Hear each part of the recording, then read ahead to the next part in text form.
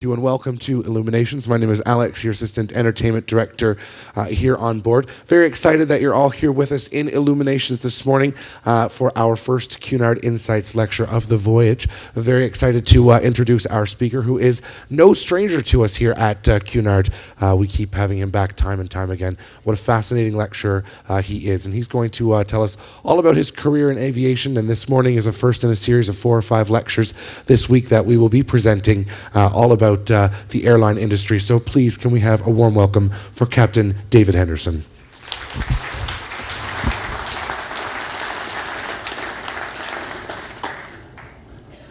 Thank you very much, Alex. Good morning, ladies and gentlemen. Good morning, meine Damen und Herren. Do we have a lot of German guests with us this morning? No? Okay, 1, 2. That's about the extent of my German. It's a fantastic pleasure and privilege to be back again with you on this magnificent ship. As David said, I voyage quite regularly with Cunard, or Carnival as it is now, Cunard and P&O, Princess and all the other cruise lines under the wonderful Carnival umbrella. It's a fabulous ship. I love Queen Mary too. She's absolutely gorgeous. I think they gave me 5 talks to start with. They've taken 1 away from me. I don't know why. I think it's to make room for another German talk for our German guests. So 4 talks it's going to be on the days that we spend at sea. The times vary. We're always in this venue, I think, on this particular cruise, but the times do vary, so check your paper, make sure you don't miss it. And the times vary even more for those who forget to adjust their watches. On my last voyage on Queen Mary 2 in here, I actually had passengers standing in the aisles there. It's an incredible sight. Nobody in the seats, just standing in the aisles, you understand, ready for a quick getaway in case they got bored, you know. But I assure you, we won't bore you at all. You're probably just here to get a good seat for whoever comes on after me anyway. So as I say, 4 talks, different times of day, and just check your paper. Now, I always find out, the first day on the ship, there's always a rumor that goes round that Cunard or Carnival pay me vast sums of money to put you off flying. Unfortunately, it's not true. Well, the bits about vast sums of money are certainly not true, I can assure you of that. That's not my job to put you off flying. I take a fairly sideways look at my industry in various aspects of it. As I say, in the next talk, we'll look at air traffic control and how we work with them. Sounds a little bit dry. Don't worry about it. There's about 5 minutes of the history of air traffic control, and then we go all around the world with air traffic controllers from different parts of the world. Some of them are very good, some of them aren't so good. Some of them hate pilots, and it makes for a very entertaining little chat. Then we are going to do, I think the one after that, we're going to do a little talk on aviation medicine, in fact. Again, sounds a little bit dry, but trust me, bear with me. You will find things of great interest to you there, how you can make life better, easier, healthier as you travel. And we look at things like jet lag. Can we overcome jet lag? We look at the myth or fact of deep vein thrombosis, DVT, economy class syndrome, all that sort of thing. And it's a very interesting talk, and I always have very good feedback. Final talk is going to be glamour in the skies, when we look at all our gorgeous cabin crew and how we integrate with them, safety on board the aircraft and that sort of topic. But it's all fairly light-hearted. Now, I have been accused in the past of being a little bit non-politically correct. So I'll make you a blanket apology for that now, and I would ask you, please, just to try and take everything I say, either with a little pinch of salt or the whole salt cellar, whichever you think is appropriate at the time. But nothing is going to upset you, I hope. I won't take questions during the talk. If you've got questions, please feel free to come and see me afterwards. But if I take questions during the talk, it puts us all behind a schedule. So I'll take any questions at the end, and then if they're of great interest and I haven't covered it in the talks, I will try and cover it for everybody during the subsequent talks. Now, the other thing which I have to establish at this stage of my presentation is, do we have any other pilots in the audience? 1. Oh, not bad. Oh, God, I might get away with this, you know, guys. I've only got 1. Normally when we've got a lot, 2, 3. Oh, my God, the hands are going up now. Normally when we've got so many American passengers traveling with us, there's a whole forest of hands goes up normally. And especially on the Alaskan cruises, where I think it's 1 in 2 natives of Alaska all have pilot's licenses, because that's about the only way to travel sensibly around Alaska, whether it's a float plane, a ski plane, a land plane with those big low-pressure tires to get around that fabulous state. Anybody else involved? Anybody from immigration or customs or security? Oh my God, I better be very careful here. Oh God, I'm on the thin ice here all the way through today. Well, not so much today, but as the talks go on. Anyway, everybody gets a hammering, so don't worry about it. Pilots get a hammering, air traffic controllers get a hammering, immigration, customs. What do you expect? You all get a hammering, for heaven's sakes. A little conundrum for you before we start. I want you all to assume that you're all pilots, not captains. Don't get any ideas above your station. You're just co-pilots, not captains, okay? Now, I am not the captain in this little scenario I'm going to give you, but you're all co-pilots now. You've been trained up overnight. You're all first officers or co-pilots. And what you are going to do today is go for an interview for an airline, and this is one of the questions which they're going to ask you. They ask you at your interview to imagine this scenario, that you have checked in for a flight as a co-pilot with a captain with whom you have not flown before. Okay? This is quite normal. You will fly a lot of your career with people you've never set eyes on in your life before. So you check in, you do all the paperwork, you go out to the aircraft. Let's say your first sector is flying between London and Bangkok, for example. And you find you've got a lot in common with your captain. You find you both like tennis, you both like a game of golf, you both like Formula One motor racing, perhaps, Six Nations rugby, maybe. And so you get on very well. Now, what we usually do on a night stop is we get to the hotel, go upstairs, have a shower, get changed, go downstairs, meet in the bar, have a drink, go out, have something to eat, and spend the evening together. So that's it. That's what you do. At 7 o'clock, you go down to the bar. You're just about to walk into the bar when, standing at the bar, you see your captain wearing a dress. The question is, how are you going to address this situation? Are you going to go, oh, bloody hell, turn round and tiptoe away back up to your room and hide for the next 24 hours? Or you're just going to walk in and say, nice dress, Captain. Or go back upstairs and put your own dress on or whatever. Anybody got any ideas as to how you would address that situation? Hello, sailor. Nice one. Oh, I didn't say, did I? Oh, it's not often girls get that one right, actually. Talks I do to all ladies groups, they don't get that. It's a lady captain, of course, isn't it? But when I talk to all lady groups, they never ever do that. It's usually blokes, actually, who come up with the correct answer. And they say, why don't you just buy her a drink? Which is the correct answer to that particular little question, that little thing. I don't know if you saw that series on television. It's been on a couple of times now, but with David Williams and Matt Lucas, called Come Fly With Me, it was very funny. And talk about being non-politically correct. Moi, I don't. Look at those two being non-politically correct. They absolutely take every aspect of the airline industry apart. I think even today it gets a PG-15 rating, that, which for a comedy series is quite serious. But they portray people with exactly the people that I have worked with over the years. There's one episode where there's a first-class stewardess called Penny. I don't know if you remember that one. I'll show you a clip from it in a later talk. But Penny is the stewardess who has never worked in anywhere other than first class in her life. And one day in particular, she is then forced to work in the economy cabin. She does not.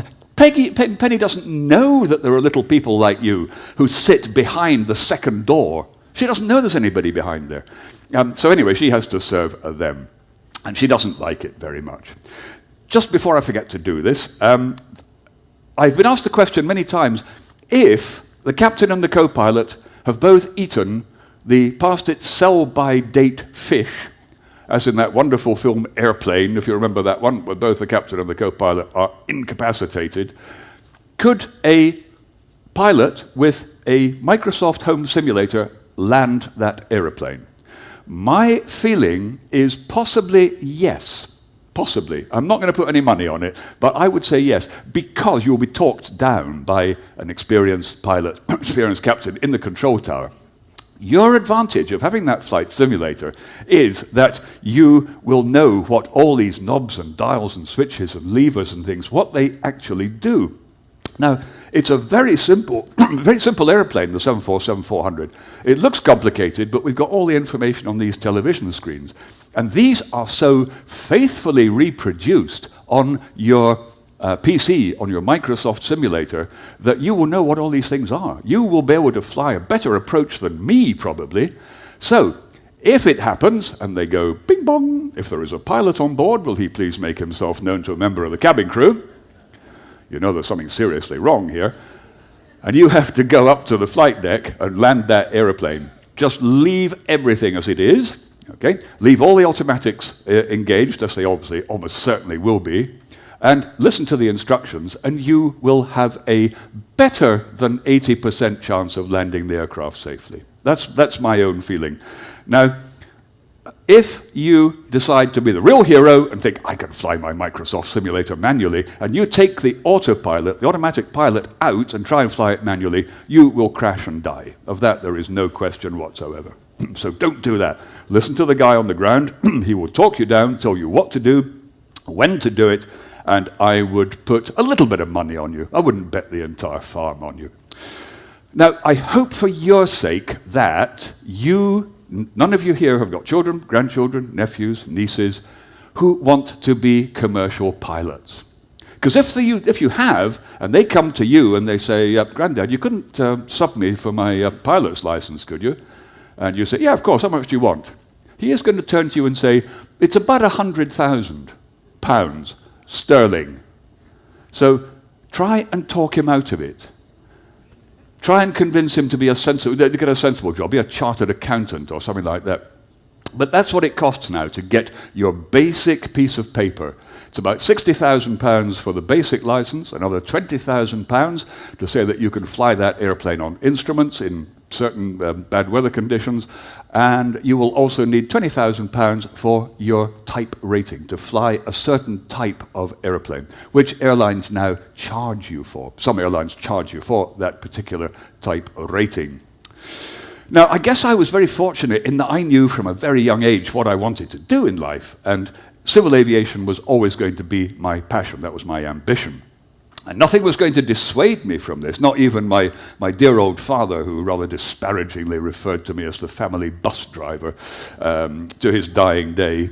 But thanks to the books by W.E. Johns, the Biggles books, and Biggles and Algae, I couldn't get enough of all this, and I was weaned on this the romance and the glamour of civil aviation. So when my parents took me on my first flight ever, on a BEA DC-3 Dakota, on the previous slide there, between Aberdeen and Wick. That's where we went, Aberdeen to Wick, and then up to Orkney, where my old mum came from. I thought I'd died and gone to heaven. It was such a fabulous day, even in Aberdeen. Trust me, it gets above freezing in Aberdeen some days. And this was in the middle of summer, and they just cut the aircraft grass, and it was a hot day, so you got that lovely smell of new mown grass. You also had that lovely tarry smell from the tarmac. You had the smell of aviation spirit. You had the smell of hot oil, hot rubber, hot leather. All these smells, they all came together. You get a couple of lungfuls of that, and it is almost instantly addictive. Any pilot in the audience will agree with me on this one. Avgas itself has got the most wonderful smell to it. That's where we're going in Invergordon, just northwest of Inverness there. And I'm not sure where we are. We're somewhere out here, I guess, at the moment in the North Sea. And then we'll be coming round to Glasgow, which is it's off the bottom of the map here, and then down to Liverpool. And Dublin, obviously, just to put you in the picture there. So you walk into the cabin on this airplane through these huge big barn doors at the back here, and you walk up this very, very steep cabin, because it was a tailwheel aircraft. It's quite a steep climb up that cabin there, and we were sitting in these seats right in the front there, in line with the engines, and I managed to peer into this really antiquated cockpit to see the captain sitting in the left-hand seat and the co-pilot sitting in the right-hand seat. And to me, that was just paradise on earth, this cockpit, not a flight deck, a cockpit. It was absolutely fantastic. From that cockpit also came the smell of tobacco. It was pipe tobacco, and the captain swiveled round in his seat and had his pipe. It wasn't lit, I hasten to add, but you could smell that he'd been smoking something on the flight deck. I mean tobacco, nothing else. He turned round. This is in the early 1950s, and that was how it was in those days. There were rules and regulations which were there for the obedience of fools and the guidance of wise men, as you probably know. So we started up, taxied out, got out to the end of the runway, did his power checks on these two little radial Pratt & Whitney Wasp radial engines, and then checked the feathering of the propeller blades. Lovely noise they made. They made a lovely noise, these engines. And then he opened them up to full power, off we went, down the runway, the tail comes up, and a few seconds later we're airborne and climbing away into that wide blue yonder up there. The wheels come up and they get tucked into these little nacelles under the wings here, and off we went to Wick and Orkney. Now, rather than cripple my old man financially in my quest for aviation, I much to everybody's surprise, I actually managed to get into university. And doubly fortunately, I was lucky enough to be selected for membership of what's called the University Air Squadrons, which are still in existence today. It's part of the Royal Air Force Volunteer Reserve. So, as I say, much to everybody's surprise, I managed to get this far in my career, and there we learned to fly basically on this aircraft type here, the de Havilland Chipmunk. The de Havilland, this was actually designed and built in Canada by de Havilland. And it was a fantastic training aeroplane. Her Majesty the Queen very kindly lent us a few of her aeroplanes and flying instructors courtesy of the Royal Air Force. The instructors were full-time RAF officers. This was not a flying club. This is part of the Royal Air Force, and the instructors, full-time instructors in the Royal Air Force, seconded to the University Air Squadrons. And they expected of their students the same standards as would be expected of a cadet pilot or an officer cadet joining the Royal Air Force as a regular officer. So here we were given basic flying training. We were taught meteorology, we were taught navigation, we were taught flight planning, formation flying, low flying, night flying, aerobatics, all of which was taught to the very highest and very demanding standards. This was an excellent training aeroplane. Easy to fly, but quite difficult to fly well and precisely the whole time, and it showed up any flaws in your flying. It's surprising to me that these squadrons are still in existence, that they have escaped a lot of the government cutbacks in defence spending. So it must be a cost-effective thing for the defence budget that they are recruiting sufficient numbers of high-quality graduates into the armed services, whether it's the Air Force, the Navy, or the Army, thanks to people's exposure to this particular training at a fairly early age as undergraduates. The cost is minuscule, of course, taken as part of taken as percentage of the overall defence budget. As you can see, in those days, I bore a fairly uncanny resemblance to Prince William. Oh no, sorry, that is William, isn't it? Sorry, that's me there. Yeah. Me with my steed. Now, having said I wanted to go into civil flying, I was persuaded by the boss of my university air squadron that the Air Force really, really needed bright-eyed, bushy-tailed young chaps like me. He was wrong. But he convinced me that this was the career for me. He said, you don't want to go into civil flying. He said, it's boring. He said, join the Air Force. You'll have a much, much better career. Well, I believed him and found myself in Her Majesty's Royal Flying Club one morning. I must have had a few beers in the mess and signed something. But that was how I finished up in the Air Force. So that was me and my trusty steed in 1965, I think that must have been. Now, Prince Charles learned to fly on the same type of aircraft in 1969. This shows him standing at Prince William's Wings Parade when Prince William had qualified as a pilot, and Charles and Camilla with his very distinctive Chipmunk. This is the exact aircraft that Charles learned to fly on. And we very nearly did not have a King Charles III in waiting. He was very nearly killed in this exact aeroplane. And it happened when they were doing aerobatics. Now, when you're doing aerobatics, you have to be very careful that you're going to use up a lot of airspace, and things happen quite quickly. And you have to make sure there's no other airplanes in your piece of airspace before you start throwing your airplane about. So this they did, and then they dived down to get speed up to pull up into a loop-the-loop maneuver. And as they pulled up into the vertical, there was another aircraft that wandered into their airspace directly above them. The instructor took control. He rolled and pulled the aircraft as hard as he dared to get out of the way of this other aircraft. And his estimates were that they missed the other aircraft by about 20 feet. So that was how we came so close to not having King Charles III in waiting. So that was the basic training aircraft, and then our first jet trainer, that was a small airplane called the Jet Provost at number 1 Flying Training School in Yorkshire. Anybody from Yorkshire, they all hate us because we used to make so much noise. There were 3 airfields within the Vale of York, at Linton, Leeming and Topcliffe, and all the Yorkshire people used to hate us because we were very noisy neighbours, I have to say. That was the basic trainer teaching us basic jet flying, high altitude flying. It wasn't a high performance aeroplane, but it was the transition from the basic piston engined aircraft onto jets.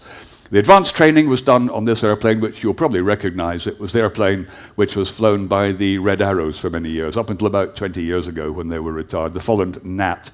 It's probably one of the most exciting airplanes ever built, to be honest. It's absolutely minute, this airplane. You don't so much get into it as strap it on. And it's like sitting on the front of a paper dart, really. And you become part of that airplane. If you imagine the student is probably about 6 foot tall, student sits in the front, instructor sits in the back. Student 6 feet tall, his feet are probably down about there somewhere on the rudder panels. So he becomes absolutely part of that aeroplane. It becomes an integral part of him. Just to give you an idea of the scale again, that's me. I'm about 6 feet tall.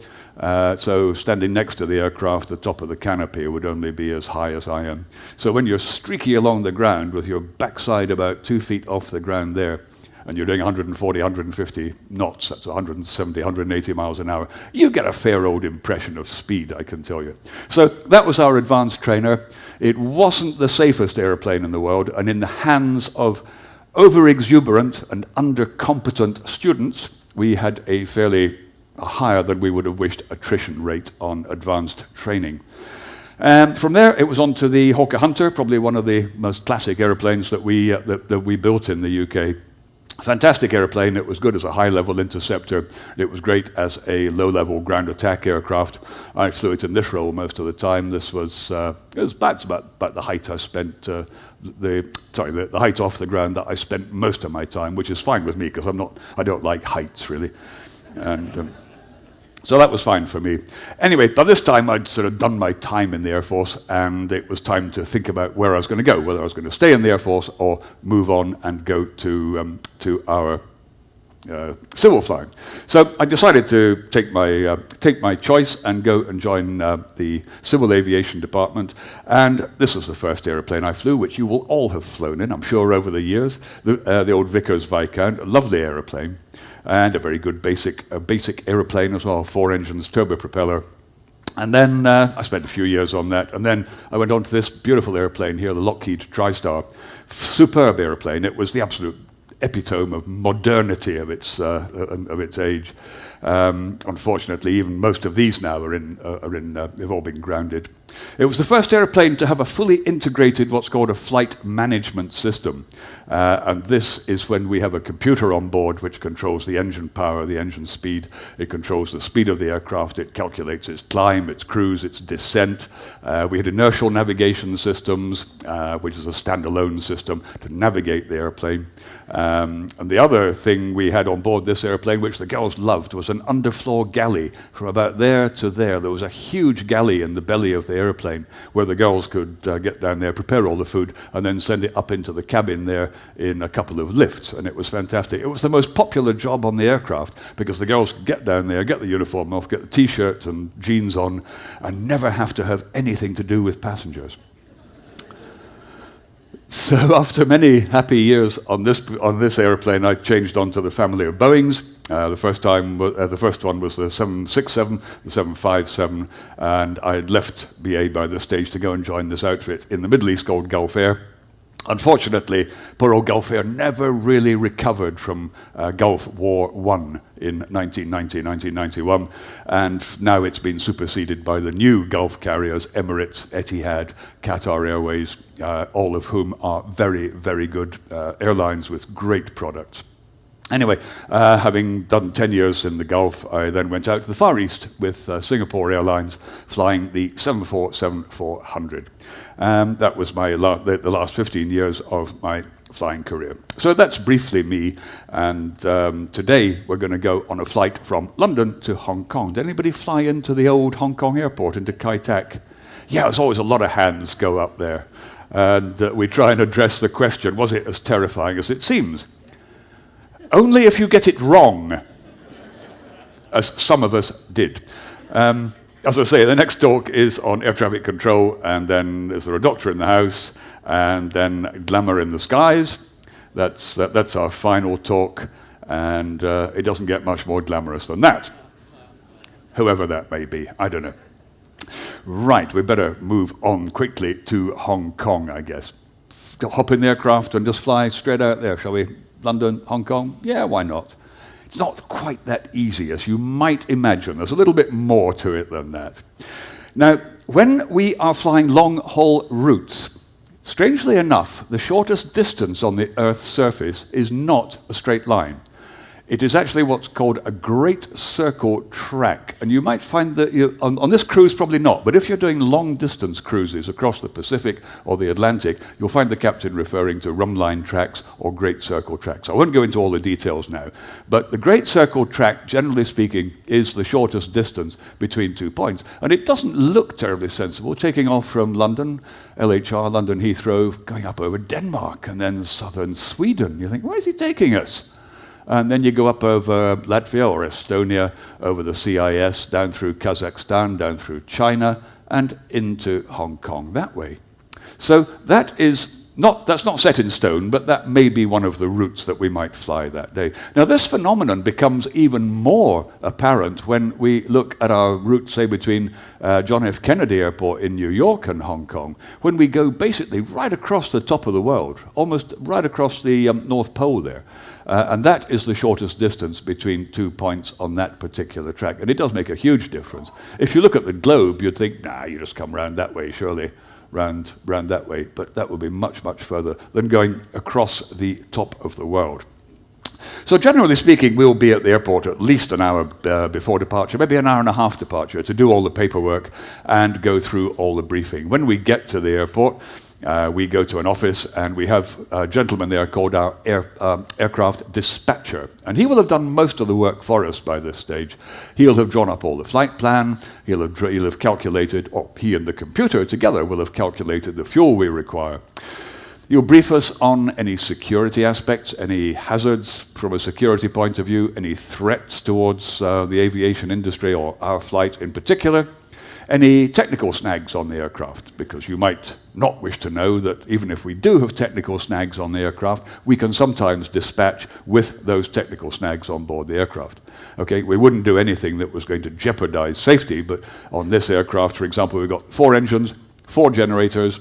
If we've got 1 generator not working, we can dispatch with 3 generators online. So that sort of thing enables us to dispatch without delaying the flight, without having any adverse effect on our safety.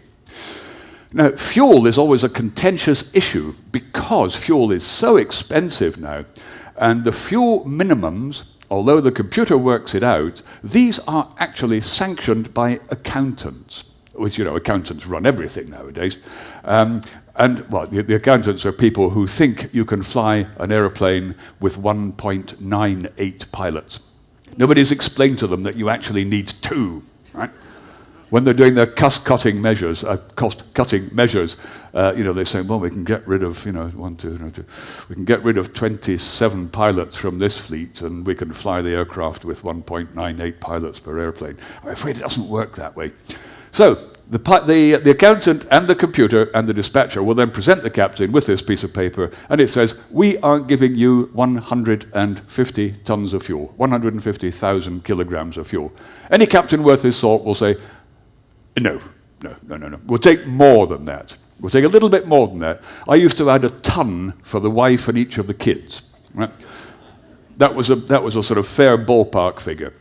And this accounts for any delays en route. We might be delayed on the ground for an hour with engines running. We might have air traffic control delays in the air. We might have reroutings in the air. We might not get the altitudes that we require for optimum fuel consumption.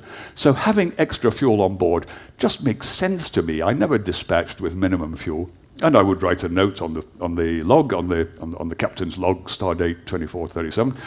I would put extra fuel carried due expected ATC delays over India or something. And I never had anybody come back and say, what ATC delays over India? There were none. But they can't be bothered checking, you see. So that's it. He will also brief us on how we're going to get out to the end of the runway. At Heathrow, for example, you have to know exactly where they're digging it up, because you know what they say about Heathrow. It's the only building site in the world with its own airport. We came out of it yesterday, and they're still at it. They're going to build and build and build for another 15 years, and then close it, and then build an airport in the estuary, Thames estuary. We'll need to know the en route weather. We will need to know if we're carrying any important passengers. We might be carrying heads of state. We might be carrying heads of government, prime ministers, in which case they will have their own security team, their own marshals on board who may or may not be armed with weapons, ammunition to protect the head of state. So there's that. The most important thing, of course, is the weather at destination. And we're looking probably 12, 14, 15 hours ahead. So the Met man has to look 15 hours ahead for our arrival time at Hong Kong and be able to say, yep, this is the weather you can expect at Hong Kong for your arrival time. You may need to hold for half an hour while some typhoon blows itself through Hong Kong. So we'll give you an extra 30 minutes holding fuel for that. Oh, thanks very much. And a bit more, thank you very much. Now, the cabin crew will normally brief separately to us, but if we are carrying VIPs, CIPs, heads of state, ministers, we'll brief together so that we can keep each other acquainted with the situation that we have in the cabin. If we've got turbulence expected in the first 2 hours of flight, say, then we tell them, don't do your cabin service in the first 2 hours, hold it back, and then once we're through that area of turbulence, you can crack on with it without any interruption from us. So we need to exchange that sort of information. So we get to the aircraft probably about 45 minutes before departure. And you probably notice sometimes, if you've been sitting in the building, you might see one of the pilots coming down from the flight deck, walking round the outside of the aircraft, just doing an external check to make sure the ground engineers haven't missed anything, which they very, very seldom do, I have to say. This could either be done by the captain or the co-pilot, doesn't really matter. If it's a nice summer's day, I'll do it. If it's pouring with rain and freezing cold, then the co-pilot will be doing it, of course. We get our air traffic control clearance in a coded form to our destination, Hong Kong. We then call for pushback from the gate, and when we call for pushback, we don't use the engine thrust. We don't put the engines into reverse thrust to move backwards from the gate. The guy in a tractor comes along, attaches that to the nose wheel there, pushes us back from the gate, and he points us in the right direction for taxiing out, and off we go. We taxi out, get to the end of the runway. By this time, we've got everything all set in the cockpit. We've done all the checks. We've worked out all the speeds that we require for that takeoff. The V speeds you probably heard of, V1, VR, V2, which the V1 speed is the speed at which we must already have made our decision whether we're going to continue the takeoff or stop. If something goes wrong, up to V1 we can stop. Beyond V1 we've got to go, because there ain't enough runway available for us to stop if something goes badly wrong after that speed. The VR speed, the rotate speed, is the speed that we rotate the aircraft into its flying attitude and leave the ground. That's about at maximum weight, it's about 190 miles an hour, 170 knots, and we leave the ground at about 200, 210 miles per hour. Now, the fuel on board, the fuel load that we carry, it's about 170 tons, and it's in all these tanks in the wing. Don't worry about the plumbing too much. It's quite a complicated system. I'll show you a simpler one in a minute. But we carry, as I say, 170 tons of fuel. The aircraft only weighs 400 tons at its maximum takeoff weight. So about 41%, 42% of the mass or the weight of that aircraft is fuel. and it all sloshes around in all these different tanks. As I say, that's about 48,000 imperial gallons. It's about 57,000 of your puny United States gallons. That's about 216,000 litres. Now, that's about 3,500 cars topping up with 60 litres at a time. So this is a simpler picture of what the fuel looks like. The wings are massive fuel tanks, basically. All the width of the wings basically is a fuel tank. A massive belly tank here as well, which holds about 38 tons on its own. And on the long-range 400 series jumbo, we also have a fuel tank in what's called the horizontal stabilizer, right at the back of the aeroplane here. That holds another 10 tons of fuel. So that is then pumped forward into the center tank at the appropriate time to keep the aircraft balanced on the center of gravity at its optimum. When you see the aircraft sitting on the ground and it's about to set off on a long flight, you probably notice that the wings actually hang downwards at the end like that. So when we reach our flying speed and we rotate the aircraft to take it into the air, you'll see those wings coming up. And the tips of the wings on the 747-400, they flex between 12 and 13 feet upwards from that fully laden position to transferring the weight onto the wings. It's about 12 to 13 feet, which is a heck of a lot. And I'm told that the new Dreamliner is even more. I haven't seen a figure for it, so I won't misquote anything for you. Now, the other thing which we have on the long-haul aircraft are what we call crew rest areas. Some passengers were kind enough to ask me if this was the members' lounge of the Mile High Club, so I had to disappoint them, unfortunately. What we have these on board for, not because we're lazy or sleepy or we've been on the beer the night before and we have to go to bed when we get on board and go to sleep, it's so that we can extend our duty periods, because you know by law that we have to stand down from flying duties after a certain period when we've been on duty. Now, we can do up to 19 hours from start to finish if we have these crew rest facilities on board. This is the cabin crew's rest area. And it's up in the tail of the aircraft on the jumbo. Sometimes you might see them if you're down the back. They open a little door and they vanish, and then you don't see them again. Where are they gone? They've gone for a little kip. Okay. Our rest area, that's not me, that's one of my colleagues. Our rest area is just behind the flight deck. Now, don't worry, it's not as if both pilots get out of the seats, engage the autopilot and go to bed, just leaving it to get on with it itself. If we're going to be doing that on a very long flight, we've got two sets of crews. We've got two captains and two co-pilots. We take it in turns to fly the airplane and go to bed, have a little rest, hopefully to get some sleep. Sometimes you do, sometimes you don't. Anyway, that means that we can extend our duty period, which means that if something goes wrong, we can stay with that flight. They don't have to call out a standby crew and delay it even further. So that's the reason for that. Anyway, so we've been airborne now for about, 12 hours, I suppose, some 6,000 miles. You've had your rubbish dinner, you've had your rubbish breakfast, you've watched all the rubbish films, and you've probably had a couple of hours of rubbish sleep. And we're just really coming down over mainland China here. Will be handed over by the Chinese authority, by the Chinese air traffic control, to the Hong Kong area traffic controllers. Now, this is where they built the new airport on Lantau Island, but we're not going to go there today. That's far too easy. It makes life far too easier. We're going to go to the old one here, which was in Kowloon, just out in the bay, in this little bit here. That looks like a tooth hanging down there. In this little part of the harbour here, there was the runway which extended out into the bay. And it was not unique, but it was unusual and quite a demanding approach, this one. So when we were coming in, as I say, coming in over Shenzhen, somewhere up here, handed over by Chinese air traffic control to the Hong Kong authorities, we will then be coming in along this arrow line here. They will give us headings to fly to intercept this path here. And you can just make out that runway there, that very thin little yellow line there. That's the old runway there. So on the hill here, we've also got a thing called a checkerboard. It's like a chessboard, red and white checks on it. More about that in a minute. Now, this was called an IGS, an Instrument Guidance System. It's not a landing system. It would not land the aircraft for you.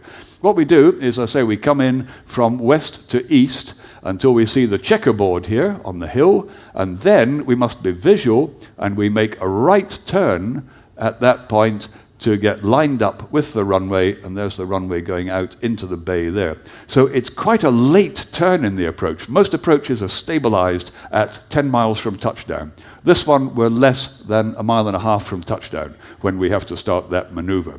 Now, this is our sort of book of the road, if you like, and this shows it pictorially, what we would be doing. This is our inbound track, and there's the checkerboard on the hill there, and then we start that turn to get lined up with the runway, which is aligned from northwest to southeast. The reason we do this, and you can see it here, is because these little green patches here, they show areas of high ground. So coming in from the north, we would like, obviously, just to come straight in on that line there to get lined up with the runway if we were coming in from Shenzhen there, down there to join the runway. But we would not have sufficient clearance to be able to make that approach as a straight-in approach. We would not have sufficient clearance on that high ground. So that's it, that's the track. And then when we get down to here, it says former airport there, and that's the runway just coming into sight there. That's the point that we're going to start making the turn. And this will all come into sense when I show you another slide in a minute. The thing with Hong Kong is, as I mentioned earlier on, weather at Hong Kong. We need a very accurate weather forecast because it can change drastically minute by minute, especially during the typhoon season, when you can have a typhoon going through and the wind can be all over the place. It can change speed and direction, and it makes life very, very awkward. Quite exciting, actually. So once we have flown this part of the approach and we've gone visual, we must have the runway in, sorry, we don't have to have the runway in sight now. What they've got round this corner here is flashing strobe lights, and the strobes flash in sequence to lead you around the corner. So if you keep those strobe lights right between your legs as you come round the corner, you will be on the correct curved path, descending the whole time towards the runway. So this is a guy doing exactly that as he comes round there. 2 or 3 points to notice here. We've got that high ground in the background up to the north and to the northeast, which is why we cannot fly the approach straight in. He's in his full landing configuration. He's got full flaps. He's got his undercarriage down. And there's that checkerboard, which used to be a mandatory part of the approach. It's not quite so important. I'm speaking as if this place is still open. It's not, but just to keep us active.